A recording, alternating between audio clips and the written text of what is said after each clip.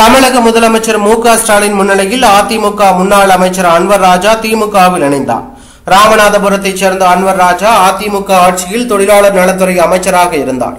அதிமுக அமைப்பு செயலாளரும் முன்னாள் எம்பியுமான அன்வர் ராஜா அதிமுக பாஜக கூட்டணி அமைந்ததால் அதிருப்தியில் இருந்து வந்தார். ஏற்கனவே பாஜகவுடன் அதிமுக கூட்டணி வைத்திருந்த போதும் அந்த கட்சியை தொடர்ந்து விமர்சித்து வந்த அன்வர் ராஜா சிஏஏ சட்ட திருத்தத்திற்கு அதிமுக ஆதரவு அளித்த போதும் நாடாளுமன்றத்தில் எதிர்த்து பேசியிருந்தார். இந்நிலையில் அண்மையில் நாளிதழ் ஒன்றிற்கு பேட்டி கொடுத்திருந்த போது தமிழ்நாட்டில் ஒருபோதும் பாஜக கால் ஊன்ற முடியாது என அவர் தெரிவித்திருந்தார்.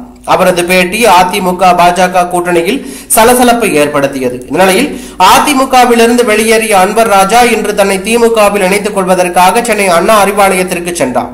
அவருக்கு திமுக நிர்வாகிகள் வரவேற்பு கொடுத்தார்கள்.